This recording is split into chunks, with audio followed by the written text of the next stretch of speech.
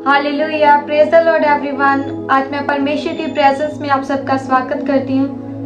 Hope आप सब परमेश्वर की प्रेजेंस में आज आनंदित होंगे, आप सब सुपर ब्लेस्ड होंगे। आज मैं आपके साथ परमेश्वर के कुछ गहरे भेदों को शेयर करना चाहती हूँ, परमेश्वर की कुछ बातों को शेयर करना चाहती हूँ। हम पढ़ेंगे यूना 1:1। यहोवा का यह वचन अमित्तै के पुत्र योना के पास पहुंचा। उठकर उसे बड़े नगर नीनवे को जा और उसके विरुद्ध प्रचार कर, क्योंकि उसकी बुराई मेरे दृष्टि में बढ़ गई है। परंतु योना यहोवा के सम्मुख से तर्शीश को भाग जाने के लिए उठा और याफा नगर को जाकर तर्शीश जाने वाला एक जहाज पाया और भाड़ा देकर उस पर चढ़ गया कि उनके साथ यहोवा के सम्मुख से तर्शीश को चला जाए। मेरे भाइयों, मेरी बहनों, आप सभी ने भी कहीं ना कहीं ओल्ड टेस्टामेंट में योना के बारे में पढ़ा होगा। मेरे प्रियो, हम भी कहीं ना कहीं समटाइम्स परमेश्वर को योना की तरह ट्रीट करते हैं। जैसे उसने परमेश्वर की आवाज को नहीं सुना, जैसे परमेश्वर ने उसे बोला कि तुम नीनवे को जा, लेकिन वो नीनवे को नहीं गया। परमेश्वर का वचन उसके पास पहुंचा कि तुम नीनवे को जा और जाकर उसके विरुद्ध प्रचार कर, क्योंकि बुराई मेरे विरुद्ध ज्यादा बढ़ गई है। लेकिन उसने क्या किया? उसने परमेश्वर की आवाज को नहीं सुना। कहीं ना कहीं समटाइम्स हमसे भी परमेश्वर बात कर, उठो प्रार्थना करो, फास्टिंग करो, लेकिन हम उसकी आवाज को नहीं सुनते।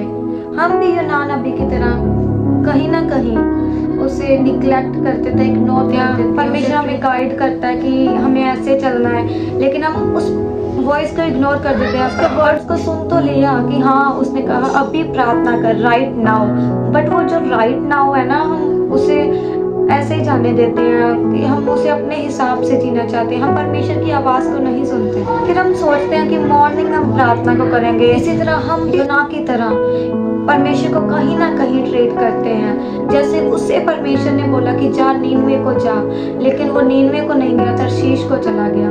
इसी तरह हम भी कहीं ना कहीं हमारी लाइफ में भी परमेश्वर को हम ऐसे ही ट्रीट करते हैं। हम भी कहीं ना कहीं यूना नबी की तरह ट्रीट करते हैं।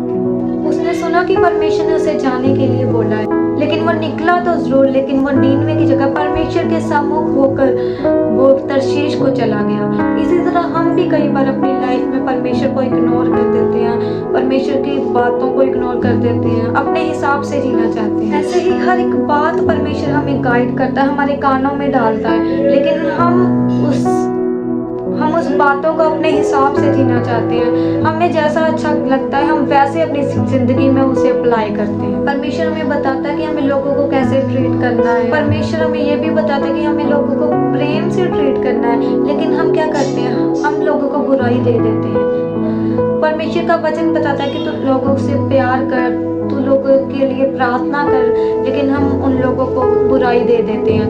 हम घमंड आ जाता है हमारे में, लेकिन स्टिल हम बात करते हैं कि परमेश्वर ने बोला कि उन लोगों को प्रेम से ट्रीट कर। हम उस प्रेम को भी अपने हिसाब से मोल्ड कर देते हैं कि जैसे हमें अच्छा लगता है हम वैसे करेंगे। इसी तरह यूना नबी ने भी किया। उसने अपने हिसाब से, जैसे परमेश्वर ने उसे बोला था, उसने वैसे नहीं किया। लेकिन उसके बाद क्या हुआ? जब वो जा रहा था तो जबरदस्त तूफान, बहुत ही जबरदस्त तूफान, लहरों की लहरें उस किश्ती के ऊपर नीचे, लोग डरने लगे। वो तूफान आया। फिर हम पढ़ेंगे यूना 1:12।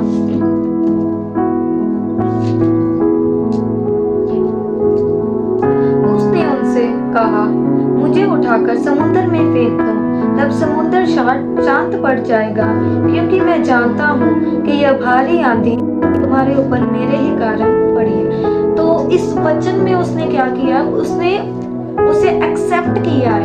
जैसे उसने रिपेंट किया, उसी वक्त उसने एक्सेप्ट किया कि ये सब जो आंधी तूफान है ये मेरे कारण हो रहा है, क्योंकि उसे ये सब पता चल रहा था कि ये सब मेरे कारण ही हो रहा है, क्योंकि मैंने परमेश्वर की आज्ञा को नहीं माना, मैंने परमेश्वर की आवाज को इग्नोर कर दिया। कोई भी पर्सन अगर पाप करता है तो आने वाले टाइम में अगर कोई मुसीबत, तकलीफ, निराशाएं, बीमारियां उसकी लाइफ में आती हैं, तो उसे खुद पता है ये जो मुसीबतें आई हैं, ये जो निराशाएं आई हैं, वो सभी मेरे कारण ही है। इसका रिस्पॉन्सिबल मैं खुद हूँ, बट स्टिल क्या है, वो रिपेंट नहीं करते। तो जब उसने तौबा की और और उसने अपने पापा की माफ़ी मांगी। उसने परमेश्वर के आगे दुआ की कि परमेश्वर यहाँ मेरी गलती है। उसने तौबा की परमेश्वर के आगे।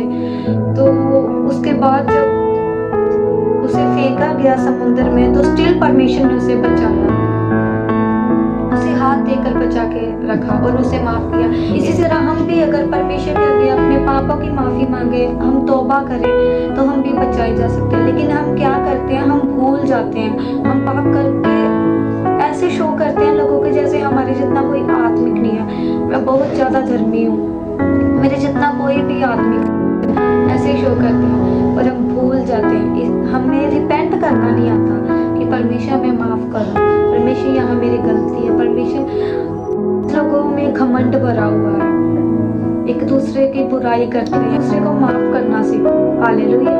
परमेश्वर माफ करने में धनी है। अगर हमें उसने 100 बार भी कहा है तो हमें उसकी आवाज को सुनना चाहिए, हमें उसकी आवाज को इग्नोर नहीं करना चाहिए। हमें क्यों ना नहीं बनना, हमें उससे रिपेंट करना है, माफी मांगनी है। परमेश्वर माफ करने में धनी है मेरे प्रियो। इसलिए मेरे भाइयों, मेरी बहनों, होप आपको ये वचन समझ आया होगा और मेरी ये प्रार्थना है कि ये वचन आपकी जिंदगी में 100 गुना फल लेके आए और कोई भी अंधकार की ताकत, विरोधी की ताकत इस वचन को चलाने ना पाए। आमीन। हालेलुया। God bless you.